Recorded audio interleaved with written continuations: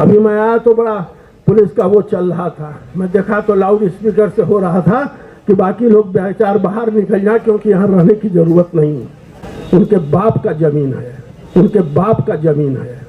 अरे ये कौन सी बात है भाई? यहाँ सभा चल रही है, आमरण अनशन चल रहा है और आप वहाँ से पुलिस विभाग के लोग अपना माइक लेके चिल्ला रहे हो कितने लोग यहाँ बैठे हैं, इतने लोग यहाँ बैठे हैं, इतने लोग चले जाए। अरे क्या चाहते हो भाई? वो दिन आने वाला है कि आपका मन भी ठंडा हो जाएगा, सरकार का मन भी ठंडा हो जाएगा और हम लोगों का भी मन ठंडा हो जाएगा। चिंता करने की बहुत जरूरत नहीं है। और ये अत्याचार का पराकाष्ठा है साथियों। और सिर्फ यही नहीं, समूचे देश में इस तरह की स्थिति चल रही है कि जहाँ भी आवाज बुलंद किया जाता हो अत्याचार के खिलाफ, अन्याय के खिलाफ, वहाँ इस तरह का वारदात करने में पूरा का पूरा सरकार लग जाता है। और ये जो नौजवान साथी हैं जो अभी यहाँ लगे हुए हैं, शायद उन लोगों को खबर नहीं है कि कल के दिन बादशाहत बहुत दिनों तक हिंदुस्तान में नहीं चलती है। जो व्यक्ति यहाँ अनशन पर बैठा, हमारे अनशन पर, वो झुकने वाला व्यक्ति नहीं है। उसकी पूरी जिंदगी इसी संघर्ष में बीता है, पर्यावरण में बीता है। अभी कुछ दिन पहले वो जेल से निकल के आए, सरकार उठी उनको भेज दी जेल, जेल काट के आए, फिर अपने आंदोलन में लग गए, अब आमरण अनशन पर बैठे हैं। इस हिम्मत को गवाही देना पड़ेगा साथियों, हिम्मत को ताकत देना पड़ेगा, शक्ति देना पड़ेगा। सोनम वांगचुक साहब आज से नहीं है, आज से 15 साल पहले, 18 साल पहले इसी जगह पे तिब्बत का आंदोलन चल रहा था और उस तिब्बत के आंदोलन में उनके साथ मुझे यहाँ आने का मौका मिला। वो कभी डरने वाले नहीं हैं। वो जो प्रण कर लेते हैं, निर्णय कर लेते हैं, उस निर्णय को लागू करने की हिम्मत भी उनके पास रहती है और वो हिम्मत करते हैं। यही वो जज्बाती है। आज जिस स्थिति में इस आंदोलन को ले जाने की कोशिश की जा रही है, यहाँ बैठे हुए रहने वाले लोगों के साथ जो अत्याचार हो रहा है, एक बात याद कर लेना साथियों, इसी दिल्ली के इलाके में अगर घूम जाओ तो बड़े बड़े खंडहर महलों में दिखाई देते हैं, वहाँ कुत्ता नहीं जाता, आज कुत्ता नहीं जाता, किसी बादशाहत कर रहा होगा। जो आया है वो जाएगा, लेकिन जो अत्याचार किया है उसके साथ भी इसी देश में उतना ही अत्याचार होता है जितना वो करता है। ये अपने दिमाग में रख लेना। और इसीलिए आज सिर्फ कहने के लिए आए हैं साथियों कि जवानी बहुत अच्छी बात होती है।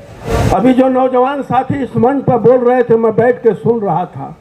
जो छात्राएं अपनी बात यहाँ रख रही थी, उनके मनोस्थिति को मैं समझ रहा था और मैं ये सोच रहा था कि ईश्वर, अगर ऐसे ऐसे लोग इंसाफ मांगने के लिए रोड पर आ गए हैं तो फिर हिंदुस्तान में बहुत दिन नहीं लगता ऐसी सरकारों को बदलने के लिए, तो बिल्कुल नहीं लगता। और मुझे विश्वास है साथियों, जो व्यक्ति यहाँ अनशन पर बैठा, हमारे अनशन पर, वो हिंदुस्तान के लिए बैठा है, हिंदुस्तान के लोगों के लिए बैठा है। वो झुकने वाला व्यक्ति नहीं है। उसकी पूरी जिंदगी इसी संघर्ष में बीता है, पर्यावरण में बीता है।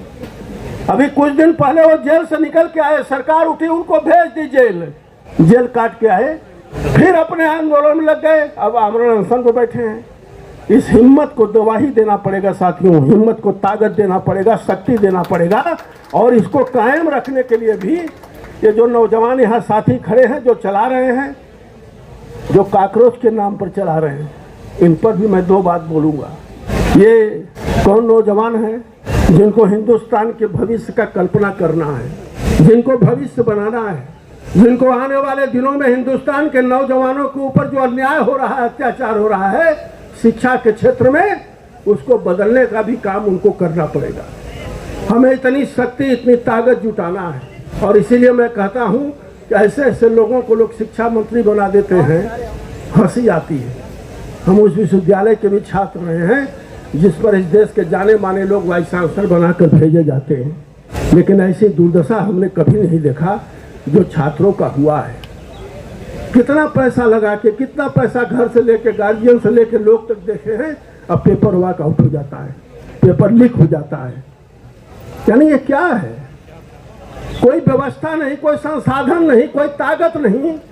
और किस स्थिति में विद्यार्थी के गार्जियन पैसा देकर उसको भेजते हैं परीक्षा देने के लिए, और परीक्षा लीक हो जाए, कितना बड़ा दुख की बात होता है। और उसके बाद भी शिक्षा मंत्री बैठा हुआ है, इससे बड़ा असर हो नहीं सकता। और इसलिए नहीं हो सकता साथियों, ये बात याद रखना, क्योंकि पूरी सरकार में कोई एक व्यक्ति ऐसा नहीं है जिसके शिक्षा पर सवाल कोई कर सके, एक व्यक्ति भी। इसलिए जो लोग हैं उसी में रखना है। वो चाहे पूरे हिंदुस्तान के शिक्षा व्यवस्था को बदलने की ताकत न रखता हो, जिसको जानकारी ना हो, उसको वहां रखना उसके लिए जरूरी है। सरकार में उनको ये पता नहीं है कि करोड़ों नौजवान हिंदुस्तान के सड़कों पर खड़ा होकर अपने जीने की भिक्षा मांग रहा है। ये कभी नहीं सोचते, उनको सोचना भी नहीं, और उनको सोचने के लिए ये चाहिए भी नहीं समय। उनको तो सिर्फ इतना चाहिए कि आने वाले दिनों में हमारी सरकार बरकरार रहे, चाहे देश जिस भी कगारी बर्बादी के कगारी पर चला जाए। उनको सिर्फ इससे मतलब है। मैं बहुत सारी घटनाओं की चर्चा आज यहाँ करने के लिए नहीं आया हूँ, लेकिन ये कहने के लिए जरूर आया हूँ कि जो इंसान यहाँ अमर अनशन पर बैठा है ना, वो हिंदुस्तान के लोगों के लिए बैठा है, हिंदुस्तान के जमीर के लिए बैठा है। हिंदुस्तान में एक ऐसी व्यवस्था बने जिसमें गरीब अमीर मजदूर के सब लोग एक साथ जिंदा रहें, उसके लिए बैठा है। पर्यावरण के लिए बैठा है, अपनी जिंदगी देने के लिए तैयार है। उनका कोई ऐसा निजी विचार भी नहीं हो सकता। और यही बात कह के मैं अपनी बात को समाप्त करना चाहूँगा। पाटिल साहब का आप कर्नाटक से आए हैं, छात्रों से मिले हैं, भूख हड़ताल पर बैठे हैं। सोनम वांगचुक, ये बच्चे और सोनम वांगचुक जी रिस्क नहीं ले रहे हैं? देखिए, सोनम वांगचुक जी बहुत बड़ा रिस्क ले रहे हैं, अपना जीवन बाजी लगा के वो लड़ रहे हैं। तो ऐसा आदमी बहुत कम लोग मिलते हैं आज के दौरान में। तो सोनम वांगचुक जी जो पर्यावरण के बारे में लड़ते थे, लड़ाई के लोगों के हक के बारे में लड़ते थे और जनता के लिए लड़ते थे, और ये लड़ाई उन्होंने साथ दे रहे हैं। इस लड़ाई में अभिजीत और उनके साथियों को जरूर जीत होगा। क्या मैसेज देंगे, क्या कहना चाहेंगे? देखिए, इस देश के नौजवानों में एक गुस्सा है, उसका प्रतीक है ये। तो आज का देश का जो स्थिति है बेरोजगारी, प्रधानमंत्री ने इन नौजवानों को धोखा दिए।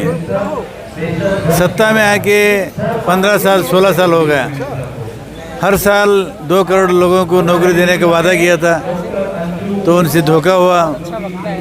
तो और भी कई बातें किए थे, वो सब झूठे हो गए।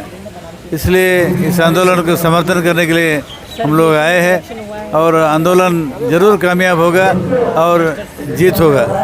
इससे बड़ा दुखद चीज़ हो नहीं सकता। और जो नौजवान साथी यहाँ लगे हुए हैं वो बहुत हिम्मत है, उनको साथ देने की ज़रूरत है, क्योंकि उनका जो मांग है वो उससे बड़ा चीज़ कुछ हो नहीं सकता। सोनम वांगचुक कोई मामूली आदमी नहीं थे, हर समय वो लड़ते रहते हैं और जायज़ मांगों पर लड़ते हैं। इसलिए जितने लोग भी हैं उन सब लोगों का समर्थन करना चाहिए और इस आंदोलन को आगे ले जाना चाहिए। B.R. पाटिल साहब कर्नाटक के विधायक हैं, और इनका उम्र भी ऐसा है, ये 77 बरस के हैं, लेकिन इनसे नहीं रहा गया। इन्होंने कहा कि हम दिल्ली आए तो हम उस जगह पर जरूर जाएंगे और सोनम वांगचुक साहब से मिलेंगे। तो मैं अपनी सद्भावना, अपनी बात, अपना विचार मैं लोगों के सामने भी रखूँगा। मुझे खुशी हुई कि कम से कम आपने कहा, और हम सब लोग यहाँ आए, इसके लिए भी हम आप सब लोगों को बधाई देना चाहते हैं, विश्वास करना चाहते हैं कि हम लोग भी इस आंदोलन में जो कोई भी सहयोग होगा हम लोग हमेशा करते रहेंगे। यही कह के मैं अपनी बात को समाप्त करना चाहता हूँ। आप सबको बहुत बहुत धन्यवाद। ये जो आंदोलन है हिंदुस्तान की राजनीति में नया रोशनी लाया है। ये आंदोलन से कुछ बदलाव जरूर होगा, आप लोग जीतेंगे और लड़ाई में आप लोग जीतेंगे। दोस्तों, बहुत बड़ा सवाल लेके, मुद्दा लेके मैं भी आपका विद्यार्थी जीवन में जयप्रकाश नारायण के आंदोलन में आया हूँ। ये लड़ाई जहाँ जहाँ भी हिंदुस्तान में बदलाव के लिए लड़ाई होता है, चाहे किसान का, मजदूरों का हो, गरीबों का हो, महिलाओं का हो, सारे आंदोलन का समर्थन करने के लिए मैं हर जगह पहुँचता हूँ। मैं यहाँ ज़्यादा नहीं बोलते हुए मैं कहना चाहता हूँ, इस आंदोलन का समर्थन करने के लिए हम और भाई शिव कुमार सिंह भी आए हैं और सारे मेरे साथी लोग आए हैं। ये आंदोलन जरूर कामयाब होगा और देश में बदलाव होगा। इतना ही कहते मेरे बात खत्म हो। जय हिंद, जय भारत।